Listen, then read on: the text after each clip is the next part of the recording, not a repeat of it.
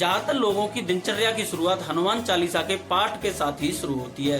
और क्या आपको पता है कि हनुमान चालीसा के अंदर 40 चौपाइयां हैं। ये चौपाइयां इस क्रम में लिखी गई हैं कि प्रत्येक मनुष्य के जीवन का क्रम होता है। हनुमान चालीसा को तुलसीदास जी ने बचपन में ही लिख दिया था। हनुमान को गुरु बना करके तुलसीदास जी ने राम को पाने की शुरुआत की। सिर्फ हनुमान चालीसा का पाठ कर रहे हैं तो ये आपको भीतरी शक्ति तो दे ही रही है। हनुमान चालीसा की चौपाइयों के अर्थ को अगर समझ लेंगे तो आपको जिंदगी में हर क्षेत्र में आपको सफलता प्राप्त होगी। हनुमान चालीसा सनातन धर्म में लिखी गई सबसे पहली चालीसा है।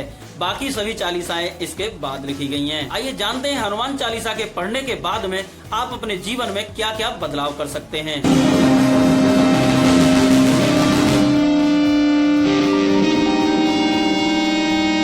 जब भी आपने हनुमान चालीसा का पाठ शुरू किया होगा तो आपको पता होगा कि शुरुआत में ही हनुमान चालीसा के अंदर गुरु को महत्व दिया गया है। या श्री गुरु चरण सरोज रज निज मन मुकुर सुधार, यानी इसका मतलब होता है कि अपने गुरु के चरणों की धूल से अपने मन के दर्पण को साफ करना।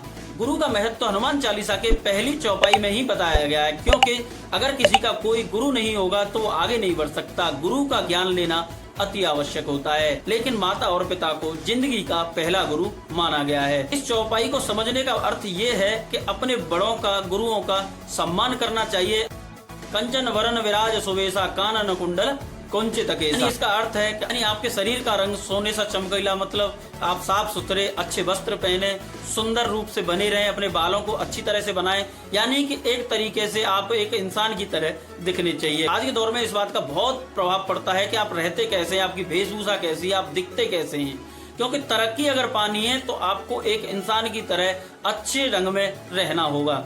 हनुमान चालीसा की एक चौपाई के अंदर ये बताया गया है। डिग्रियों से मतलब ये नहीं है कि आपकी पढ़ाई लिखाई का योग्यता का स्तर आपका देखा जाता है। विद्यावान गुणी अति चातुर राम काज करबे को आतुर, विद्यावान है, गुणों की खान है, आप चतुर भी हैं और सदैव राम काज यानी के अच्छे कार्यों के लिए आपको तैयार रहना चाहिए। जहाँ भी धार्मिक कार्य यानी धर्म का कार्य हो उसमें बढ़ चढ़ के हिस्सा देना चाहिए। हनुमान जी तीनों गुणों के निदान थे, यानी सूर्य के शिष्य से, बुद्धि के तीव्र थे और ज्ञानी भी थे। आपने देखा होगा कि ज्यादातर लोग अपनी बात को ही कहते हैं, दूसरों की बात को नहीं सुनते हैं। क्योंकि हनुमान चालीसा में इस बात पर भी जिक्र है कि आपको एक अच्छा श्रोता भी होना चाहिए। वो चरित्र सुनवे को रसिया राम लखन सीता मन बसिया, राम जी का चरित्र है उसका भी आपके हृदय में वास होना चाहिए। राम लखन सीता मन बसिया, यानी कि इन तीनों का वास आपके हृदय में सदैव होना चाहिए।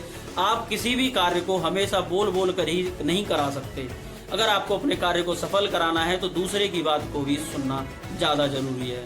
और हनुमान चालीसा के अंदर एक ये भी बात बताई गई है कि आपको किस स्थान पर किस शक्ति का प्रयोग करना है या किस प्रकार से रहना है। सूक्ष्म रूप दर सिंह है दिखावा और विकट रूप दर लंक जरावा, यानी कि हनुमान जी जब सीता माँ की खोज करने के लिए लंका में गए थे, सूक्ष्म रूप रखने के बाद में अंदर पहुंचे थे, लेकिन जब लंका को जलाया था, दहन किया था, तो एक विशाल रूप, विकट रूप रख के ही उन्होंने उस लंका का दहन किया था। तो ये हनुमान चालीसा के अंदर ये अर्थ भी बताया गया है कि अगर आपको जीवन में किस प्रकार की परिस्थिति है, आपको अपनी परिस्थिति के अनुकूल ही अपना रूप रखना है, यानी कि अपना व्यवहार करना है। हनुमान चालीसा के अनुसार आपको एक अच्छे सलाहकार के रूप में भी होना चाहिए। हनुमान चालीसा के अंदर इसकी एक चौपाई है, तुम्हारे मंत्र विभीषण माना लंकेश्वर भय सब जग जाना, यानी विभीषण ने जब आपकी सलाह मानी तो लंका के राजा बन गए। ये बात सारी दुनिया जानती है कि जब हनुमान जी सीता माँ से मिलने के लिए लंका में गए थे तो विभीषण ही एकमात्र ऐसे व्यक्ति थे जो कि लंका में रहने के बाद भी राम भक्त थे। और राम भक्त के उस घर को देख करके हनुमान जी विभीषण से मिलने गए। लेकिन जब विभीषण ने अपने हृदय में बसे हुए भगवान राम से मिलने की इच्छा हनुमान जी के सामने प्रकट की तो हनुमान जी ने भगवान राम से मिलने का रास्ता बताया। हनुमान चालीसा के अंदर ये भी है कि कभी भी आपके आत्मविश्वास कम नहीं होना चाहिए, चाहे कोई भी विकट परिस्थिति क्यों न हो।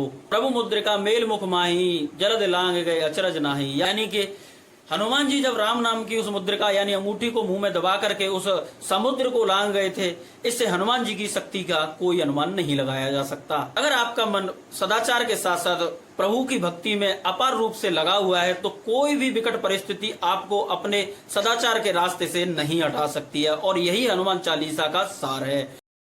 हनुमान चालीसा की पूरी 40 चौपाइयां तो मैं इस वीडियो में नहीं बता सकता क्योंकि वीडियो बहुत बड़ी हो जाएगी। इस तरह से इस बात को बता सकता हूं कि हनुमान चालीसा पहली चालीसा है जो सबसे पहले लिखी गई थी और इसके पहले से लेके अंतिम क्रम तक हनुमान चालीसा की प्रत्येक चौपाई के अंदर सदाचार को बढ़ावा दिया गया है। यानी धर्म के कार्य को करिए, सदाचार को करिए और किसी भी प्रकार के व्यसन में शामिल नहीं होना चाहिए, क्योंकि भगवान श्री राम को अगर पाना है तो एक रास्ता हनुमान का है। उम्मीद करता हूं दोस्तों मेरे द्वारा दी गई जानकारी आपको पसंद आई है।